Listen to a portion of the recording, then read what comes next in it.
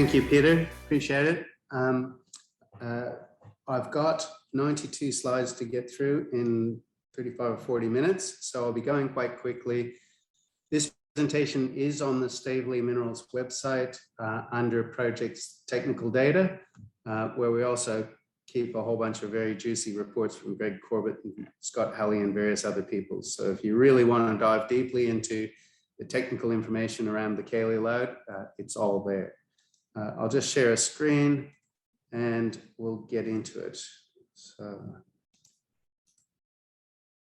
here we go. So normal disclaimer, we moved into Victoria in 2013 after the Integra takeover.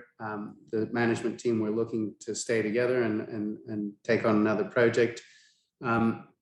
We did a bit of work on the project and then brought it to market in 2014. It was actually a really bad period of time in the market. We were the only resources IPO in 2014. And really the whole premise was to look for what we thought was a deep porphyry at the Thursday's Gossan prospect. I'll go through how we ended up making the discovery of the Cayley Lode and really the whole, effectively the whole exploration history of the prospect itself. Currently, we're in a resource drill out. We've currently not drilling. It's been very wet over there, very difficult to move, but we'll resume in November on some regional prospects. And then from the 1st of December, we've got access to a southern paddock for the southern extension drilling. We probably only have about 16 drill holes to drill for that resource extension, and then we'll do our primary and maiden resource estimate for the shallow mineralization.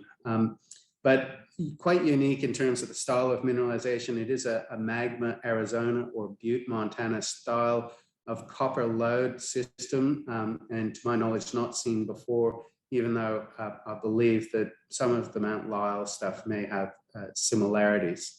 There are more discovery opportunities. Really, there's a lot of opportunities undercover. We've done some regional Falcon gravity gradiometer survey that's thrown up some opportunities for us that we'll be testing when things dry out. We do have enough cash to finish our resource drill out. We'll do a scoping study. We'll test some regional targets, and we won't be coming back to market until hopefully mid next year. But really, how is it that we got from here? This piece of rock is clearly strongly hematite altered, bit of sulfide, chalcopyrite, pyrite, drilled by Beaconsfield. To here, the discovery hole SMD 50 with bornite, chalcocite, and up to 2 meters at 40% copper. So SMDD001 was drilled by Beaconsfield Gold in April 2008, and of course our discovery hole in September 2019. We now know that these are both in the same mineralization. It's the Cayley Lode, but not recognized for in excess of 10 years from the original intercept.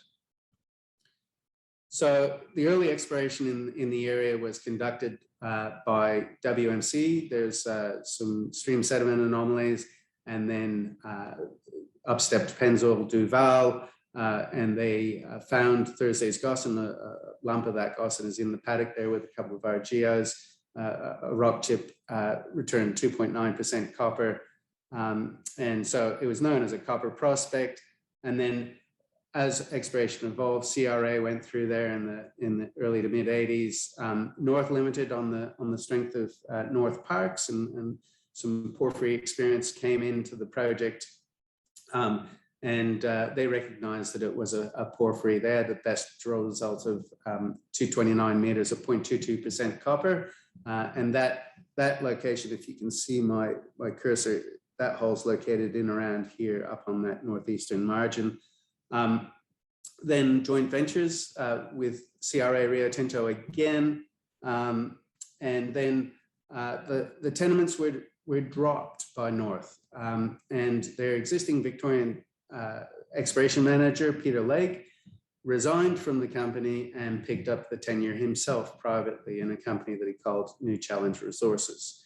So really hats off to Peter, very courageous move. And so then he offered it for joint venture to a number of companies, initially Newcrest, who were there for a number of years, obviously with a lot of Cadia experience under their belt. They did quite a bit of work, and their best result really was probably 32 meters at almost 0.8% copper and 0.4 grams gold. And we now know that this again is part of the Cayley Lode, but not recognized at the time. So this map here shows the fairly extensive soil geochemical coverage. It's soil auger by and large. BCD Resources went into a joint venture initially, and then they acquired it off Peter Legg. There was a residual, I believe it was a 3% NSR royalty, and we ended up buying that from Peter last year, so that we now hold the project 100% with no royalties. But BCD did quite a bit of work, and they drilled their very first drill hole, SNDD 001, named for Stavely Nickel Diamond Drill Hole number 1. Their model was an Avebury nickel deposit type model where an intrusion had come through an ultramafic and remobilized the nickel into a sulfide deposit up above. But in coming through the ultramafic, they came through the contact and hit almost 8 meters at 4% copper and a gram gold, 77 silver from about 100 meters depth, and then another 10 meters at 3% copper, half gram gold, and quite a bit of silver from 150 meters. And both of those intercepts are effectively in the Cayley Lode and splays off it. So interestingly, so Beaconsfield had come out of administration and had been renamed as BCD Resources. And after that mine disaster in Tasmania, and they were looking at mining a refractory deposit in Queensland, shipping the ore down to Beaconsfield and processing down there, and they needed a bit of money to get that up and going. So they put the project up for sale through PCF Capital. I wasn't overly excited about the prospect on reviewing the data. The best that you could come up with was that North Limited hole at 230 meters at 0.2% copper, and it had 30 diamond drill holes into it. And my general experience from porphyry is that if you've got a couple of well-located holes into it, either it becomes real or it's just not there. But I did accept a site visit in January 2013, and we had only just finished the Integra takeover. So all the North Limited and CRA drill core is gone. We believe taken to the tip. Newcrest were available, but most of them were down in Werribee in the Geological Survey of Victoria storage facility. And the key interval from Newcrest, that 32 meters from 22 meters depth of 0.8 copper and 0.4 gram gold wasn't available. But this drill hole SNDD 001 drilled by BCD was available. And I was quite stunned when I got to have a look at it. So this is the picture from the front of the presentation, 95 meters down. This is part of that 8 meters at 4% copper type interval. It really demonstrated that it was very strongly oxidized. These are the sorts of, the signatures that we want to see in a decent system. It was acidic. This is a breccia where all the serpentinite is absolutely corroded away by this really foul sort of a fluid. And in this case, a little bit deeper on, one of the porphyries, all of the feldspars have been dusted with hematite. So again, quite strongly oxidized. So it really ticked a few boxes for us on reflection, was that it had oxidized low pH fluid, hence had a very good metal carrying capacity. We felt that the fluids had disassociated and become acidic as an indication that you were higher up in the system. And in this context, we were thinking of high sulfidation epithermal. And the metal was in the system, 8 meters at 4% copper and a gram gold and over 2 ounces of silver, and the second intercept at 3% copper and a half gram gold. Sort of suggested that, it had some metal there, it had the fluid, the right host rocks, etc. So a very large hydrothermal system. The fluid composition is right, the metals in the system, and we believe it's driven by porphyry at depth. So, as I say, ticked a lot of boxes for us technically in terms of you want to be in one of these decent sized systems with the right chemistry, and that's the best way to find a decent sized deposit. So this graphic is really from the prospectus. It's how we envisaged the system very early on. As it turns out, we were pretty much dead correct, except we got the dip of the structures dipping to the east instead of to the west. Very steeply, might add. But the mineralization on the contacts, yeah, so it took us probably 6 years to realize how correct we were pre-IPO, because we went looking for the porphyry at depth, and really we should have been chasing the structurally controlled mineralization. So we buy it, $2.8 million. We do some work, IP, gravity, et cetera, we bring it to market, raise $6 million to do deeper drilling. And as I say, the only resource sector IPO, there were no insto investors participating in the market at the time. So it was all retail, mums and dads. And thankfully, we did have that following from Integra that got us through. So we had the cornerstone assets, which was the Stavely and Ararat projects, and subsequently we picked up in a government tender a big pink tenement on the eastern side of the package there, and we also did a joint venture with Navarre in the green tenure surrounding our main tenure, and really it was our whole focus was to find Acadia-style copper-gold porphyry system. That was the premise. So the host sequence are serpentinized ultramafic. That looks like it's quite a bit older than most of the other rocks in the area. Then late Cambrian turbidites, tuffs, andesite flows, hyaloclastites, seafloor flows, and then dolerite, granodiorite, tonerite, diorite, and dacite intrusions. You can see in the magnetics that Stavely arc wends its way up through this area up towards the Grampians National Park. The highly magnetic units tend to be the ultramafic basal unit that has been serpentinized and has up to 25% magnetite. So it's very strongly magnetic. You can see here also in the center of the center lower portion, a couple of composite intrusive complexes. One is the Bushy Creek complex and the other one, the Bucker and Diorite. They gave us, so they're contemporaneous with the intrusions, or at least the very early intrusions at Thursday's Gossan, and gave us a fair bit of confidence that the intrusions themselves were upright.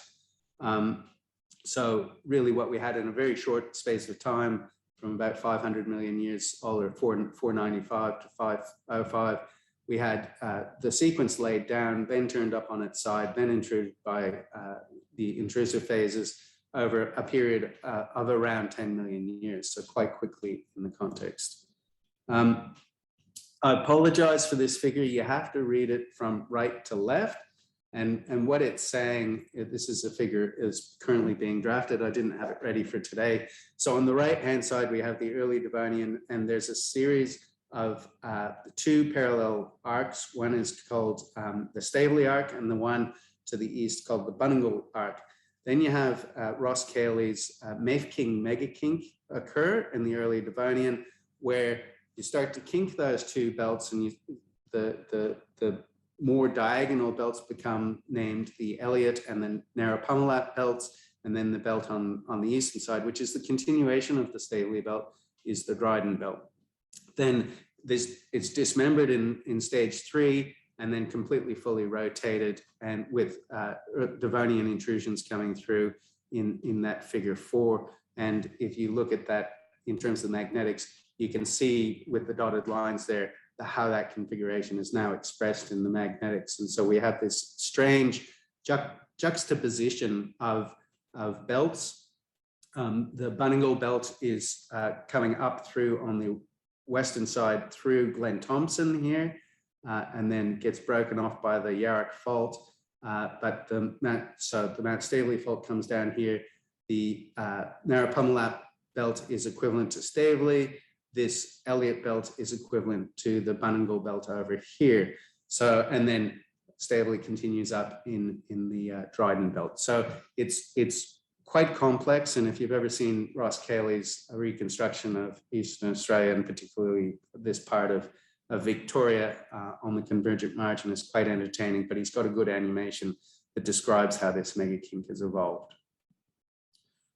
So our 10-year position is overlapped on that now with a number of the known prospects. So we've got a fairly dominant position over these belts.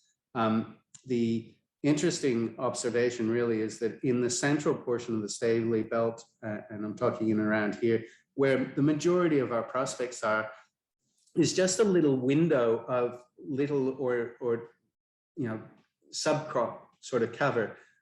Whereas if you go further to the north, you've got younger cover coming off the Grampians, and to the south, you've got basalt cover of the newer volcanics coming through. And it's only maybe 20 meters thick, but completely masks what's underneath it, except for a few little creek exposures. So where all the prospects are largely is just a little window in the belt where you can actually see the rocks in subcrop. Over on the top left-hand side, the Toro West Porphyry prospect is something that we've drilled recently, and it's under 30 meters of cover, is completely blind. So the sequence and how it's been built up is in the stratigraphic column on the left-hand side. I just sort of caution that the thinking now is for the Glenelg zone, that hummock serpentinite, and the corollary in the Grampian zone, Stavely zone, is the Williamson's Road serpentinite. They both, by relationship now, look like they're somewhere in the order of 630 million years old. So they're ancient seafloor, primitive seafloor. And then they've been thrust and placed into this position. And then later we get the igneous rocks, which is the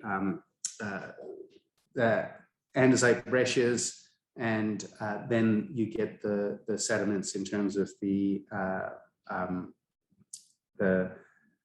Glen Thompson sandstone, which is very, very thick sequence of turbiditic sandstones. And then you get the more late Cambrian, sort of 500 million year old Bushy Creek granodiorite complex that we think is contemporaneous with what we call the Victor Porphyry, which we think is one of 4 porphyry phases at Thursday's Gossan, but probably exposed at a deeper level within that intrusion. So just focusing in on Thursday's Gossan, there is a chalcocite blanket. The porphyry outline is hatched in beige. The chalcocite blanket sits between 30 to 80 meters below surface, and really it's a weathering effect of the structurally controlled high-grade mineralization on those 2 black dash structures. And the main work at the moment where the Cayley Lode is located is on this sort of northwest trending structure, which is the northeast boundary of the porphyry, and the Cayley Lode sits on that, and we've been drilling it out in this position. We really haven't looked at that north-south structure too much at the moment, just focusing on that northwestern. We actually think that the north-south structures are more strike-slip, so probably mineralization more relatively short strike extent, steeply plunging ore bodies just on little dilation jogs, whereas that northwest orientation is part of a pull-apart basin that is mineralized throughout its length. So that's the preferred orientation. This is a gravity image on the left-hand side in color, draped on the grayscale magnetics. The Victor 1 porphyry has been mapped out using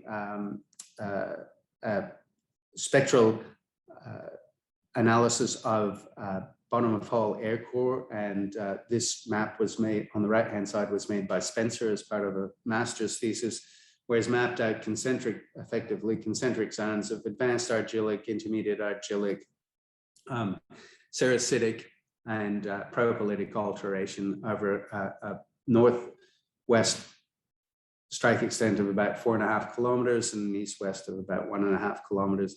But because the predominantly kaolinitic and montmorillonic argillic alteration extends to a depth of about 300 meters in the core of this system, it gives a very distinct gravity low. And likewise, if you have a look on the image on the left, Mount Stavely down at the bottom is is a smaller but very distinct gravity low as well. We've drilled that and intercepted subpotassic alteration with quartz carbonate veins with chalcopyrite and bornite. So definitely part of the spectrum of systems we've got in the area. The structural setting really I describe a bit further on, but a lot of it is sort of arc parallel structures, so north to northwest sort of structures, and then a subordinate set of very much west-northwest, and down the bottom there where the gravity is bright pink, that's the andesite breccia and the Fairview andesite breccia. And in that you can see one of these very prominent west-northwest structures doing a left lateral offset there. And you see that expressed in the ultramafic on the eastern margin, the high amplitude magnetic feature, where you get these left lateral steps across these west-northwest structures. And we believe that they're very important, that interaction between those two structural orientations for in a sinistral strike slip setting, creating a lot of these little pull apart basins as you go along the arc, and characterized by structural thickening of the ultramafic in the basal sequence. So pre-IPO, we did an IP survey. We got a very strong anomaly up to the north of the main Victor porphyry in an area where there was very little drilling. And you can see annotated on the right-hand side there, our first drill hole, SMD 001, testing that chargeability anomaly.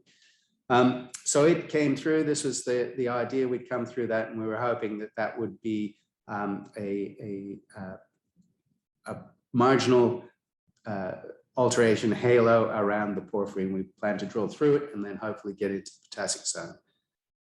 What actually happened is that we went through that chargeability feature, and then we hit a zone of low angle structures. So we went from phyllic alteration above the structure to propylitic below. So there was some offset, and we got effectively kicked out of touch. We wanted to get into the hotter part of the system, not the cooler part.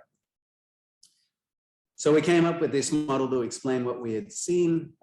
Really, the porphyry was still out there, and that we just had to understand what these structural offsets were.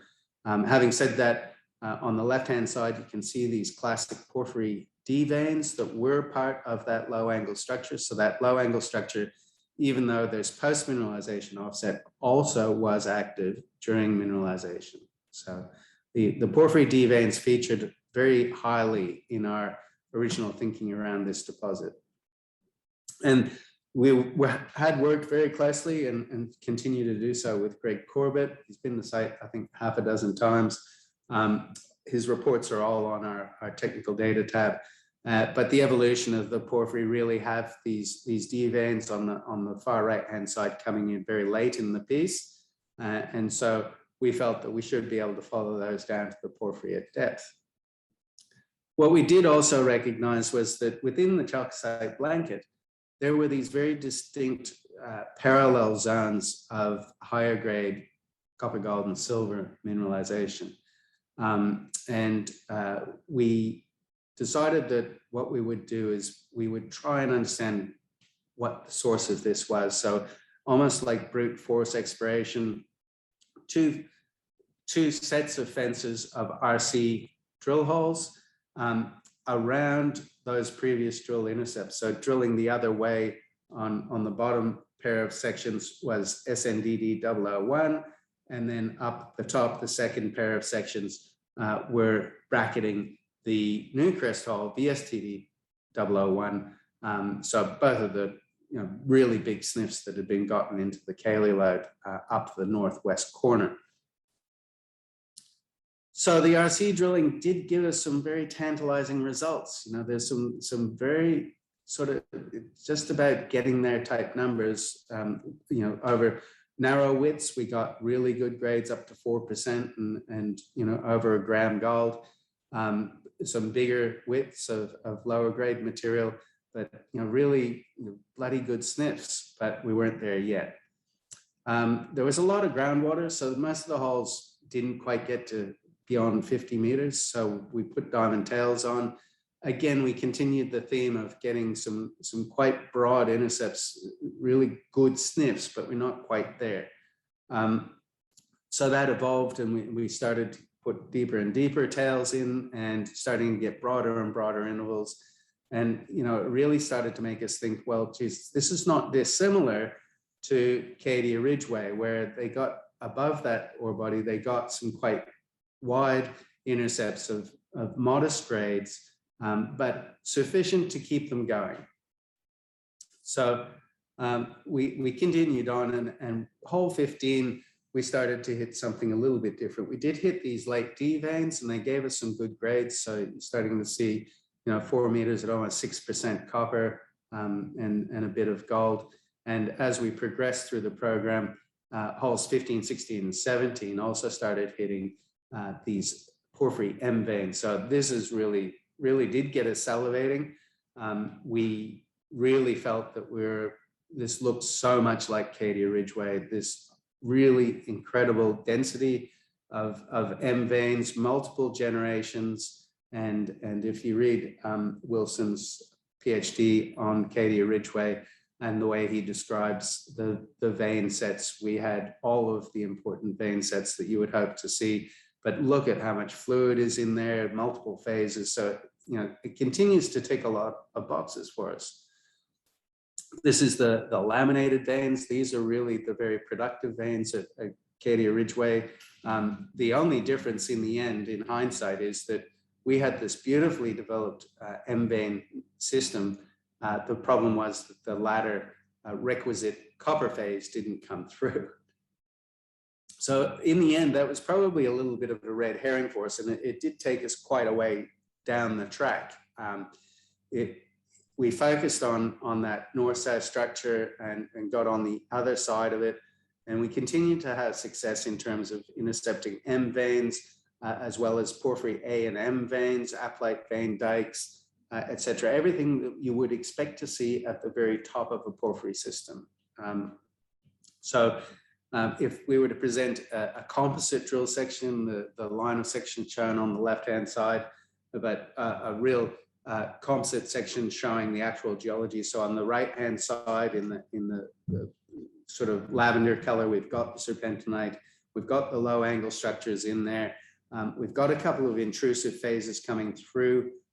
Just recall that the pre-existing host units, the earliest ones are the serpentinite, and then the sediments, the Glen Thompson sandstone, and then various phases of intrusions have come through. We have this unusual high phosphorus microdiorite I'll talk a little bit about later in the olive, but that is then cut by this QDP. So QDP, we now think, is porphyry number 2, and it has this very close association with the M veins shown in those hatches on the drill holes. And then as you go across onto the western side of the north-south structure, in holes 36, 41, etc., the areas, the upper traces on those drill holes up in the some of the microdiorite is actually A and M veins, and then underneath get into the M veins associated with the QDP. So we started to focus on the QDP in particular as a favorable porphyry. It had all the M veins, apatite vein dikes, etc. This just describes what I previously mentioned, what the pre-mineralization hosts, and then the intrusions. The QDP, we think is porphyry 2, recalling that porphyry 1, we think, is the Victor porphyry, which is further to the south, part of the whole complex, but more of a moly type porphyry, much larger, completely different character. These are more discrete porphyries, more akin to the Cadia Ridgeway type thing. So the structures include that serpentinite contact, or what we call the ultramafic contact fault. The low angle structures, the north-south structure, and there was another structure we'll introduce, which is the copper lode splay. Then we have the apatite vein dikes and the porphyry AM veins, and the porphyry veins coming through the QDP, bleeding into the high phos microdiorite. Really looking the business, and geologically a lot of confidence that we're onto something without necessarily having, we're seeing ore grade intercepts, but we're getting good sniffs. We did a lot of sulfur isotopes, and not surprisingly, the isotopes associated with those AM veins, apatite vein dikes, etc., come back as very light negative sulfur isotopes. This is very much consistent with those around Katy Ridgeway. Again, this adapted from Wilson's thesis, but also similar to a number of the alkalic British Columbia copper gold porphyry systems. So again, it's about having the right fluid composition when you're looking for one of these systems. So we continue to have encouragement. We haven't been told by the data that we're onto a dud. Just the distribution of the sulfur isotopes, very much a strong skewness to the lighter sulfur isotopes, and certainly with respect to the chalcopyrite results. So we thought that we were above the system. We had all the right fingerprints for a well-developed system. So we got to a point where we drilled, in excess of 40 drill holes, and we had very strong indications at depth that we could follow that QDP and it should get better. So multiple lines of evidence in terms of assays, the petrology, the geochem, the sulfur isotopes. We used a halo instrument to measure the white mica wavelengths. Scott Halley did the work on that, and vanadium over scandium ratios as looking for an evolved magmatic fluid. We decided to turn the rigs around, and so hole 44 got a very large broad intercept of 950 meters at just over 0.2% copper. But in the copper lode splay at about 550 to 600 meters, we got 10 meters at 2.5% copper and 0.3 grams gold. And then that hole continued to a final depth of about 1,200 meters, and in the north-south structure intercepted 38 meters at 1.6% copper and 0.27 grams gold, with a couple of subintervals that looked quite juicy. We drilled a wedge hole off that. Oh, sorry. This is what it looks like. I'll talk about the paragenesis, but effectively it's early quartz pyrite, and then that is opened up and brecciated and infilled by high tenor copper sulfides. In this case, I've just cut this piece of rock, so the bornite looks orangey. Within a couple of hours, it'll start to turn purple-blue. But especially on the lower piece, you can see there's a more silvery mineral in there, and that's hypogene chalcocite. So really that's what gives us the grade, is those high order copper sulfides, bornite being 60% copper as a sulfide, and chalcocite 80% as a sulfide. The wedge was drilled from about 550 meters. It intercepted about 400 meters of 0.3% copper, and then hit that north-south structure. Again, the structurally controlled mineralization was quite sweet, 18 meters at 3.6% copper, 0.3 grams gold, and half an ounce silver, with again, higher grade subintervals, 7 meters at almost 8% copper, and then 2 meters at 15% copper. And you may ask, what does that look like? Well, this is a very good illustration of that early semi-massive to massive pyrite, as in late stage porphyry D veins, then brecciated, fractured, opened up, and then infilled with these high tenor copper sulfides. In the top picture, the very distinctive covalite blue and bornite purple there. On the flip side of that core, the distinctive purple of bornite, but in and amongst that, the dull silvery hypogene chalcocite at 900 odd meters depth. So, some really, really sexy looking core, but it does tell you a lot about the paragenesis of this thing too. So the copper lode splay was in between. This is a plan showing the ultramafic contact fault, north-south structure, which predictably is north-south. And then the copper lode splay cutting through a couple of those phases of the later intrusive units. I've got another figure, or I've reused this figure, but I'll just point out that the Victor porphyry is not at the top there in terms of stratigraphy. it comes all the way back down to just above the sandstone, and then we get these later intrusions coming through. So just to make that point. Sorry, the copper lode splay up to the north had some early shallow intercepts in STRC 19 and SMD 15. But then as we got a bit deeper, hole 32 hit a really nice interval of 6 meters at 6.7% copper and almost a gram gold, including a meter at 22% copper. And this is what that looks like. So again, this is really informative in terms of the paragenesis. You can really clearly see the massive pyrite as the earlier stage. Then it's fractured and you get network veining, and in those little fine fractures, network veins is chalcocite. You can see the coarse striations through the chalcocite because it's so soft. And up in the sort of upper right, there's a big blob of bornite there that's just about gone black. But it does tell you about the paragenesis in that we go from pyrite to then chalcopyrite, bornite, cove-like, chalcocite, and we have other minerals like tennantite, tetrahedrite, etc., in and around that sort of bornite to chalcocite transition. So the evolution really is that primitive seafloor ultramafic.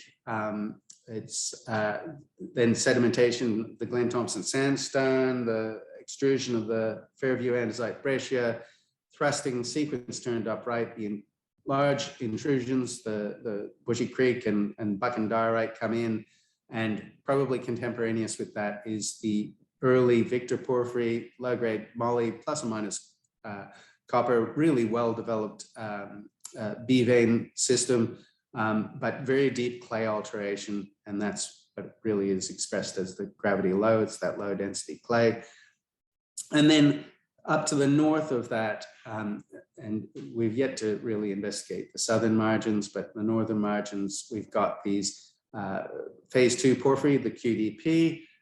That's then cut, that has M veins, but the M veins are then cut by D veins. So the D veins must be from porphyry number 3. And then those D veins are refractured and brecciated and infilled with the high tenor copper sulfides. And so we're inferring a prograde phase of porphyry number 4 as the source of the copper mineralization. So in any decent system, it's got to get complicated. Also, as I mentioned, just flick that Victor porphyry down the bottom there, it's early.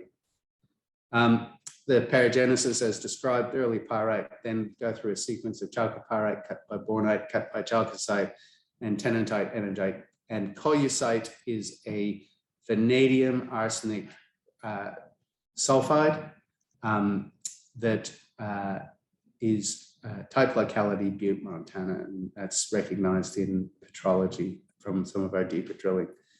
And the sulfides are zoned vertically, laterally, and temporally.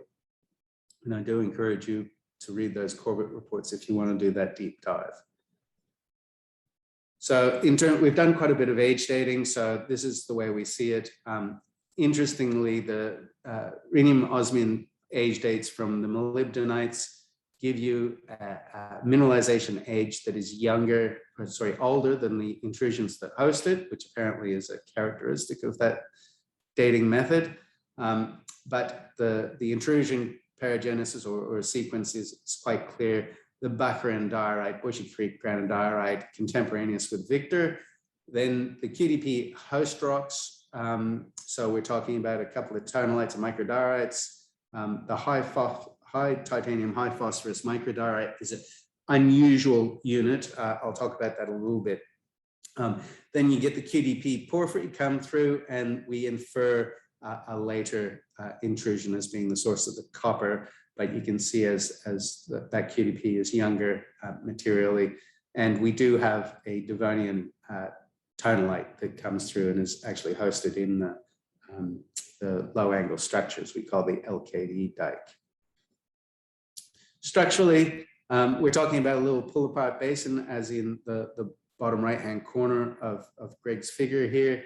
And interestingly, the shape of the chalcocite blanket is really the northwest or northeast margin and eastern margin of those two structural positions. So we have this north-south oriented arc parallel structures, northwest structures, Cambrian transpressional structures, and then sinistral strike slip on the north arc parallel structures, left lateral steps on the northwest oriented structures, and then you create a series of pull-apart basins, and that makes space for the porphyries. And we have a preferred northwest orientation for dilation on gross structures. This is really graphically shown in a 94 Questem survey flown by North Limited. We clearly see the ultramafic contact fault, copper lodes play, and the north-south structure manifest in that data, and a couple of other features that we've yet to follow up. In terms of composition, we're calc-alkaline, so subalkaline intrusions.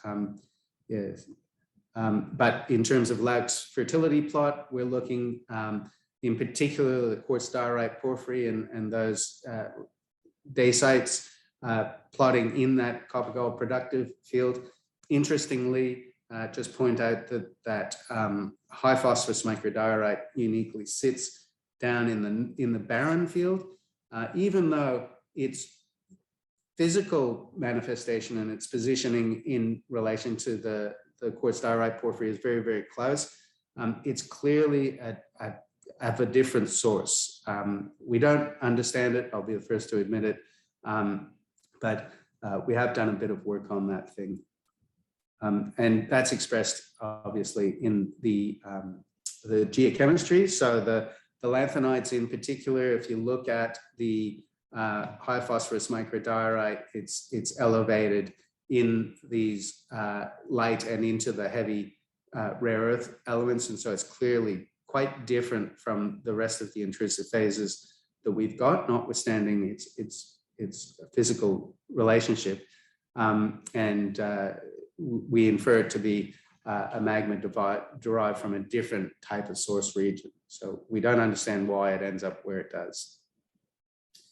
With respect to magma, the attributes of these deposits are that they are high-grade, structurally controlled lode style mineralization, vertically and laterally extensive, multiple structures, and the sulfide species are zoned laterally and vertically, and with a porphyry at depth. This is true for magma, potentially less so for Butte, Montana, although there are 3 phases of porphyry there. Piedmont and Anaconda domes are there, but the relationship to the lode style mineralization with a buried porphyry at Butte is less clear than it is absolutely clear at magma. So at magma, the resolution porphyry is at depth. You can follow those lode systems down to the porphyry mineralization. It's about 2 billion tons at 1.5% copper, with the top to mineralization of about 1,500 meters, under about a kilometer of tertiary cover. Interestingly though, if you look at the resolution mineralization from its base up to its top, about 500 meters thick, it starts off with typical porphyry style B veins, etc., pyrite, chalcopyrite quartz, and then it goes progressively higher sulfidation as you get towards the top of the mineralization, progressively moving through bornite, chalcocite, digenite, to chalcocite, bornite, and then digenite, cobalite, energite up the top. Likewise, on the left-hand side, the vein systems, the lode systems, start off with that high sulfidation type assemblage with energite at the deeper levels, and then moving through digenite, tenandite, bornite into the chalcopyrite zone, and then into very distal mineralization. And this is vertical and lateral into a distal sphalerite silver mineralization. And at both Butte, Montana and Magma, Arizona, the very earliest ores mined were the native silver ores at surface in the distal position of both of those deposits, and then mining sort of migrated to the more proximal copper style mineralization. In long section on the magma lode itself, this is what it looks like in terms of zonation. So down at the bottom where you're a bit hotter, you're seeing the more arsenical copper sulfides, energite, moving into digenite, tenantite, etc., and then into a mixed bornite chalcopyrite zone, out into chalcopyrite, and then into more distal sphalerite. At Thursday's Gossan, and Greg Corbett is quite adamant in making this distinction. On the left-hand side, geology; on the right-hand side, alteration from the halo infrared spectrometer. It's important not to confuse the sulfide species as being low sulfidation or high sulfidation as suggesting that this is actually an epithermal style of mineralization. It's not, because it doesn't have the same type of rock fluid interaction that is implied in those styles of epithermal mineralization. The alteration is very narrow around the fluid pathways. And so on the right-hand side, we do see dicite, pyrophyllite, and very rare alunite on the main structures, but there's very little sort of fluid wall rock interaction. And really, I think Greg's very adamant to say that the zonation in terms of sulfide species of this system is really a function of that fluid migrating along the structure and cooling and ascending to higher elevations, as opposed to any sort of a fluid mixing or fluid wall rock type interaction. So this is pre-drilling a very deep hole, hole 49. We had vanadium over scandium anomalies, and that's what the red blobs are here. In the text, really what we're mapping out in various intercepts is what the dominant sulfides are. And so at the deeper levels, we see that, again, there's more arsenical copper sulfides, and as we go higher up, more going into the chalcopyrite bornite type zone. So we drilled a very deep hole to test the QDP intrusion at depth in this area. And it is located, is the red colored hole just here in the center of the circle, drilled to the south. We effectively drilled straight down the guts of the QDP into a barren core, albite alteration, very low sulfides. So at that point in time, Scott Halley's sort of tapped us on the shoulders and said, look, you guys are just a small exploration company. You don't have the deep pockets to be able to drill too many of these 1,800-meter holes.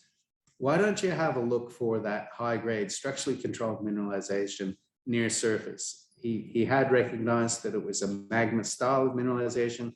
And so our field manager was given the task of designing a hole, and the white circle on the right-hand side there was hole 50, and that was the game changer. So this is the discovery hole from 62 meters depth, 32 meters at 6% copper, a gram gold, and 2 ounces silver, including those quite spectacular subintervals of 12 meters at 14% copper and 2 meters at 40% copper. The picture on the right-hand side, again, very clearly shows these bands of bornite cutting the pre-existing pyrite massive sulfide. And on the left-hand side, you can see the very purple bornite and the more discrete gray silvery chalcocite. And that's the material that gave us 40% copper. So really a style never seen before in Australia. We've now defined it over a strike extent of about 1.5 kilometers. We've still got to get into that southern paddock there. I've got access from the 1st of December this year, so we'll get 4 rigs in there, drill the 16 holes that need to be drilled, and then we'll be done with the resource. Yeah, it's quite a big system, and really we've only focused on one of 3 structures that we know are mineralized. This is what it looks like in the magnetic, so very clearly on that ultramafic contact. There is potential for some mineralization on splays going into that ultramafic, but we've yet to follow up. This is what it looks like in long section. So the circles, the large magenta circles, would be the equivalent of more than 50 meters at 2% copper equivalent. And it does have quite a strong southerly plunge. And the holes that we've drilled underneath it very much have that sort of base metal, precious metal, peripheral type signature. So on the left-hand side, hole 73, 5 meters at 2.35% zinc, 0.4 lead, 0.2 copper, but 1.7 gold and 27 grams silver. So that's very, very typical of these peripheral intercepts. the lack of drilling on the right-hand side is that paddock that we have access to on the 1st of December. So if we go back to that long section, I've represented this with a southerly plunge. If you look at the Magma thing and you equated it, we're just looking from the opposite direction. So Cayley southeast would be on the left, Cayley northwest on the right. Cayley surface would be there, hole 73 would be there, and the plunge is to the left as opposed to the right in my previous graphic. So very similar. I'll just run through a couple of intercepts and just point out a few salient points. This is a nice intercept in hole 87, so 87 meters at 1.74% copper, half gram gold. But really typical of those broader intercepts are quite discrete higher grade zones. So in this case, 24 meters at 4.2% copper and 1.25 grams gold. And then on the basal intercept, 9 meters at 4.1% copper and almost 2 grams gold.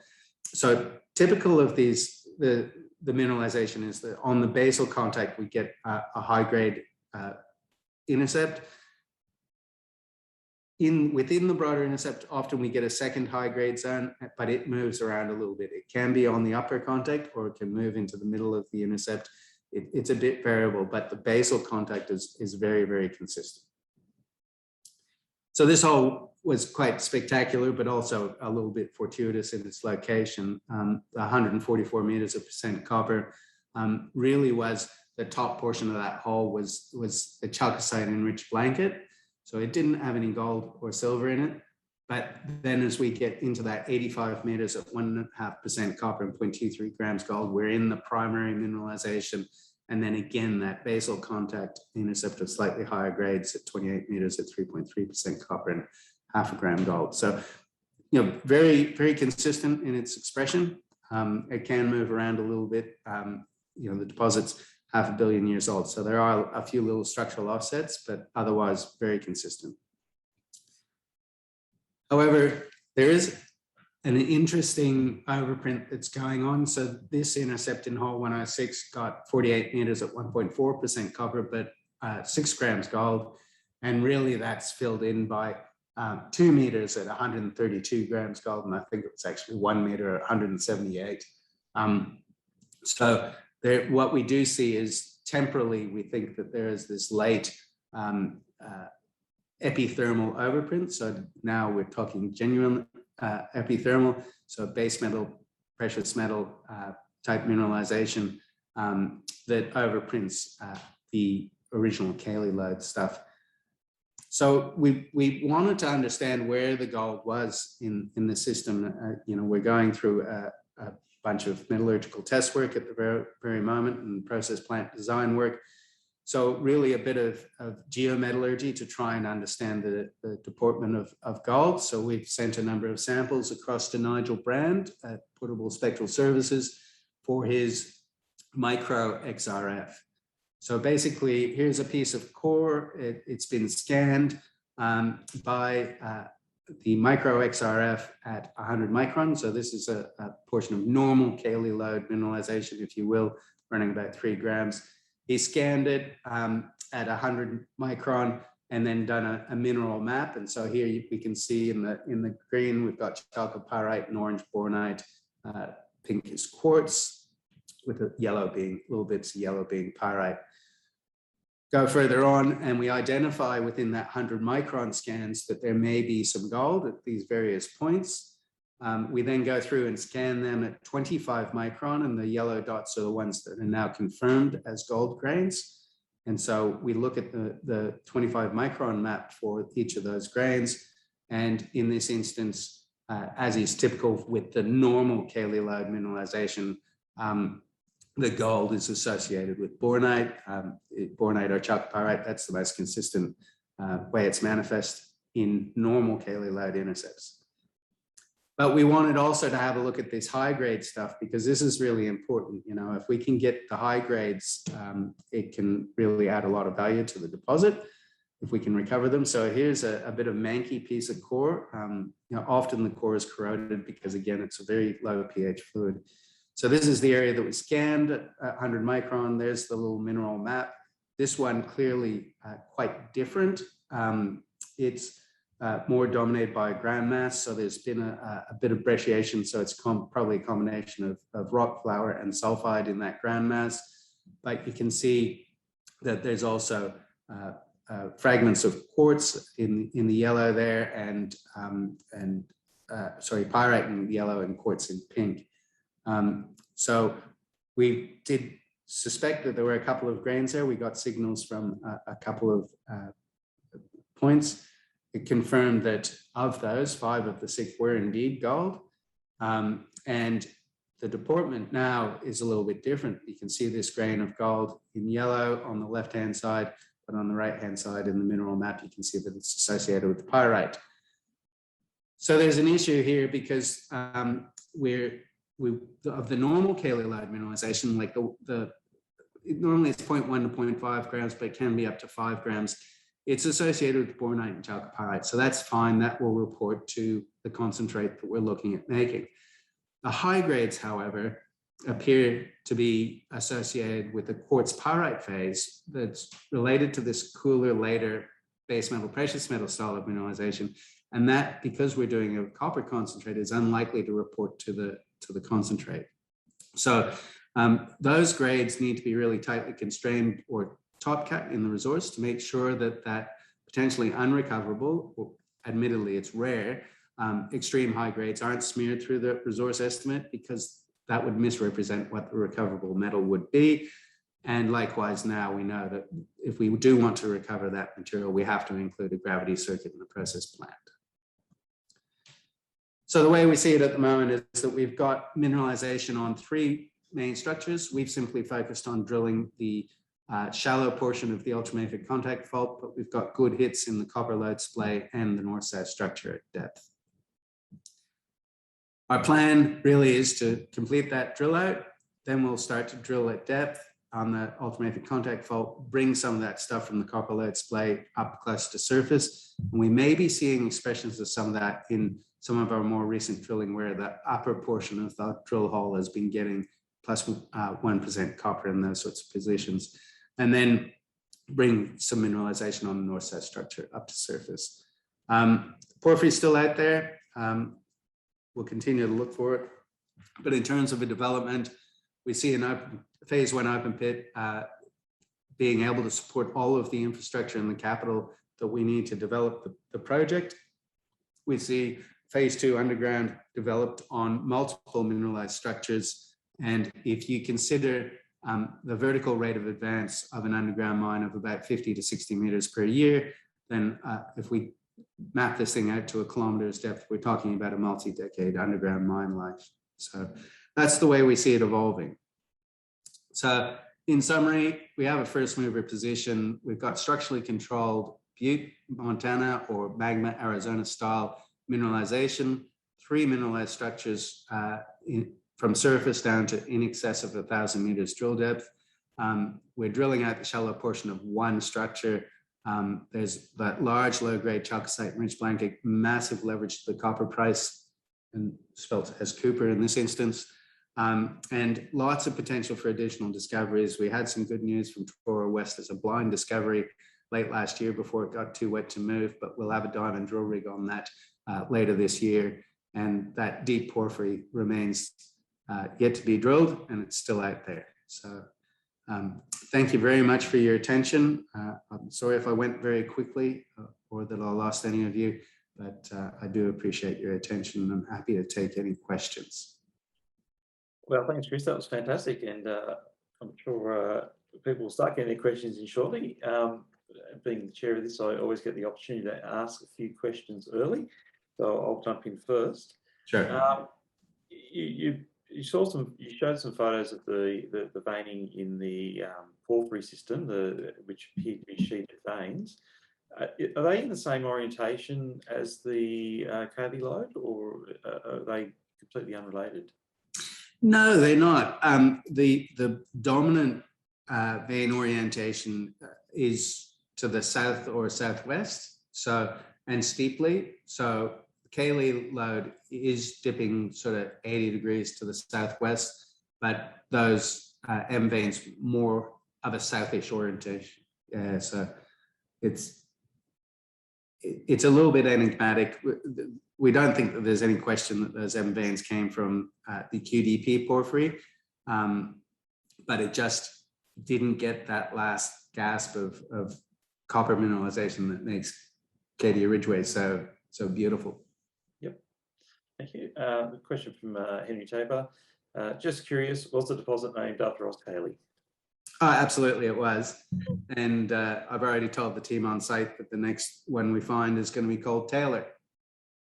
For David Taylor. Fantastic. Being a nice, thick, high-grade lode, are there any shoot controls in there? Are you finding particular high-grade lodes or zones in there? Funnily enough, when you look at the long section with the little bubbles that I had on there, even though it's got a southerly plunge, I think if you close one eye and squint with the other, you can see a couple of north dipping subordinate zones within that. And that's a feature that we sort of recognized fairly early on. So yeah, I think that there are dominant controls and then, subordinate controls that are influencing where those extreme high grades are. And does the mineralization and mineralogy change in those zones, or is it just purely the tenor? Yeah, I think if you consider it in the context of the zonation of the magma mineralization, that you have a zone of bornite mineralization underneath the chalcopyrite dominant mineralization that then zones out to sphalerite. That if you have slightly more dilatant zones within the ore body, we're getting fingers of more bornite dominant mineralization coming into those zones, and that is what I think controls both the widths and the higher grades of some of those intercepts. Okay. And a classic was the discovery hole. Probably took us another 30 or 40 holes to improve on the discovery intercept. Okay, thank you. Question from Doug Young. Mining methods on the lodes underground. Yeah, long hole open stoping is what we're looking at the moment. We're not looking at any bulk methods. And to an extent, we're sort of cognizant that whilst that basal contact is quite consistent, we'll be able to follow that quite easily underground. And thankfully, any dilution is particularly in the hang wall is going to be mineralized dilution. That subordinate zone that's either on the hang wall contact or does move into the middle of the intercept, we might have to follow it around a little bit. So long hole open stoping looks to be the best option. Was it the ultramafic on the hanging wall, or was that on the foot wall? On the foot wall. On the foot wall. Okay, so you're not going to get too much dilution there. Question from Matthew Hutchins. Do you see red rock alterations similar to Cadia Ridgeway? Yes, we do. We do. To the extent that so a lot of hematite in some intercepts, and it goes from hematite to specular hematite to magnetite. So we see it in a spectrum, but it can be very intense. Okay. Paul Ashley asks, says, thanks, Chris. Quick comment on nickel sulfide mineralization in lode zone. Yeah, okay, so Paul does our petrology, so we owe him a debt of gratitude. Below the discovery intercept, but by no means the only instance, there was, I think it was 4.4 meters at 4% nickel and 0.25% cobalt. And we see that in other places. And what we believe is happening is that whilst we don't see that it has much commercial implication, what it speaks to us is of the nature of the fluid. It's very low pH, very strongly oxidized, and at depth we do see dissolution textures in the ultramafic. So you'll see the serpentinite has been completely corroded away. It's just left a network of magnesite or quartz or what have you. But the serpentinite's completely gone into solution. And then higher up in the sequence, that nickel, cobalt, and to a degree secondary chrome minerals are precipitated as sulfides. So we get millerite and violarite in those nickel intercepts. And so it speaks to the fluid really more than anything else. And it's unusual, but interestingly, I had a chat at Diggers and Dealers with Chris Banasek, who's working with the Jaguar over in Brazil. And it looks to be a similar sort of a thing where an intrusion or a hydrothermal fluid has come through an ultramafic and picked up the nickel from the ultramafic and precipitated as sulfide in a structure. Wow, that's certainly a little bit different. Ian Cooper asked if you could explain the gravity low interpretation again. He says it reminds him of the Yatilla in Mali. Okay, so the Victor porphyry, so the early, very large, both intrusion and hydrothermal system, just to the south of the Cayley Lode, is characterized by well-developed B veins. We've drilled holes into that that have gone to 600 and 700 meters, and it's got quite a large area of argillic alteration characterized by kaolinite and lesser montmorillonite, but 300 meters thick, where effectively all of the non-quartz minerals are either gone. So all of the iron magnesium minerals are gone. There's very little sulfide, it's all gone. There's a little bit of molybdenum left over, but otherwise the plagioclases, et cetera, have all gone to kaolinite. And so the density of the rock is significantly less than, so it must have a density of somewhere between 1.7 and 2, whereas country rocks would be somewhere between, average, say, of the sandstone would be 2.7, something like that.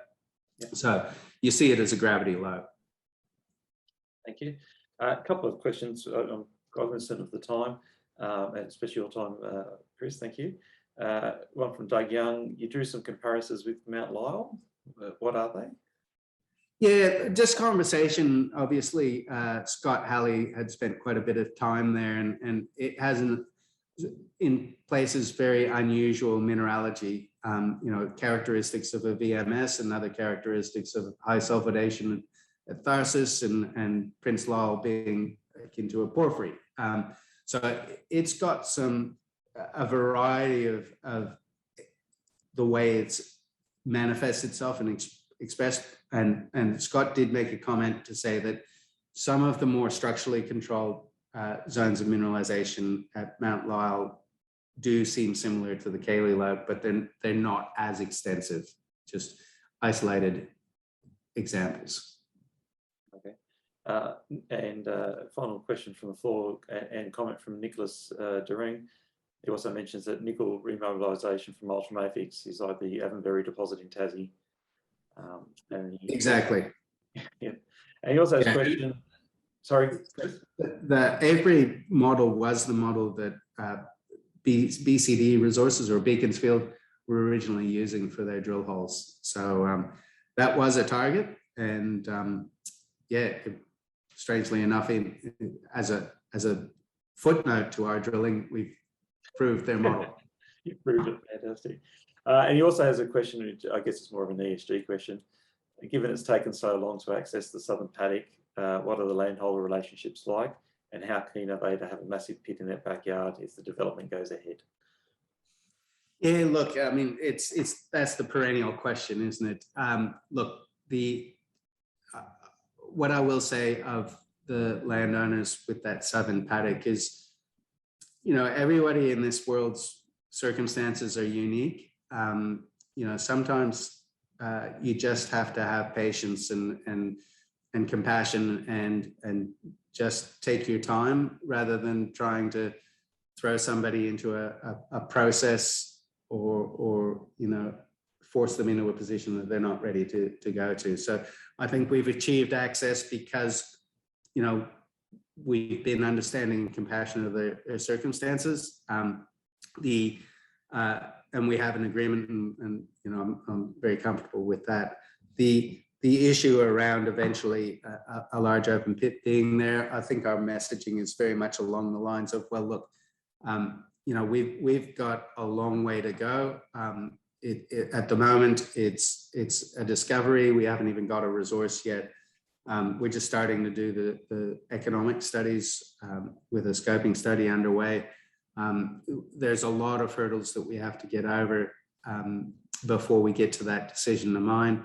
Having said that, there's about 40 pieces of legislation that we have to work within, so there's a very tight framework. And I think the feedback has been along the lines of, look, we recognize that it brings a lot of benefits to the community, that the world needs copper, you know, to transition into a low carbon future. So they understand all of those things, but that's not to say that they don't also have that bit of anxiety around, you know, a big operation in their backyard sort of thing. I think the answer there really is that we would work with them in the context of, if we were impacting people, then we would be looking at acquiring their properties and giving them the capacity to you know, acquire a better property outside of the sphere of influence of where the operation might be. So there's a few other, you know, sort of angles as well, in that, you know, a number of small family style grazing properties in the current environment, as farming is moving into a more industrial sort of scale, family scale farms are not feasible anymore. It's almost like, you know, get big or get out type of thing. And to an extent, you know, we may be able to provide people with an opportunity to, you know, they might be income poor, but they're asset rich in terms of the land value. So it is not always a negative type of situation. And it certainly worked for a lot of people around Cadia Valley when that went ahead. So Yeah, indeed. Can be a good thing. I'm really aware of the time now, but as if you'll hear me, as an explorer and as someone who's getting more and more interested in strategy and the lack thereof in a lot of companies, or seemingly the lack thereof, you came in with the idea of exploring for porphyries, and you still mentioned that is still something that you're keen to continue exploring for at some point. But would you do something different if knowing what you know now, or is the process you've gone through you're still comfortable with and wouldn't have changed it? Well, I'll probably only make this admission once, that there was a particular BCD resort written by a mining engineer who said, all we need to do is drill next to hole number 1 and we'll have a structurally controlled ore body. Of course, that mining engineer had the benefit of zero geologic knowledge, and so he couldn't possibly comprehend that it was actually driven by a porphyry, but he didn't need to know that to be correct. So, in hindsight, I know, it hurts me to say so, but I think on the one hand, our approach to exploration is really pretty simple. We like to get into big systems. We want to see the chemistry to be conducive to, you know, a lot of metal moving around in the system. Once you get into that, trying to find where the metals actually landed is not that difficult. But the other element that I don't often talk about is that we're very interested in process. We like to understand why the system, how the system is operating, because that gives you very good predictive capability as to how it will behave and how to predict repetitions. And I think, you know, if you can maintain an open mind to the extent that, you know, and again, another saying that we have is, I don't have to be the smartest person in the room. I just need to know who is. And to that extent, we use who we think are some of the best consultants available. So that's, in this particular instance, it's Scott Halley, Greg Corbett, and Paul Ashley. have been really strong contributors to us and have helped us understand that process. And you know, once we had recognized that we weren't actually in a porphyry system, that we were in a magma or butte style system, the next decision point was pretty straightforward. Let's try and find that style of mineralization closer to surface, and we hit it with the first hole. Oh, fantastic. It's a great story of serendipity, isn't it? You put yourself in the right place using all the science you've got and drill. Yeah, that's right. And yeah, so if I were to put together a recipe book for this particular one, it would be get into a big system with lots of the right composition fluid and lots of metal. I love to drill, but and the thing is, you have to drill to get information. And when you get that information, then you're using the best people that are available to you, and you're broadening the scope of the number of deposits you've seen, probably by an order of magnitude, by including a couple of key consultants. And that's, once they recognize what it is, in this instance, trying to find it closer to surface was easy. We did it with our first hole. Fantastic. Perfect. All right. Yeah. Thanks very much, Chris. On behalf of the AIG and all those who attended, I'd like to thank you and wish you all. Just a reminder for everyone, Chris will put the presentation up on the Stavely website, and this video will be up on the AIG website or AIG YouTube channel, hopefully in the next week. Thank you very much, Chris. Thank you very much.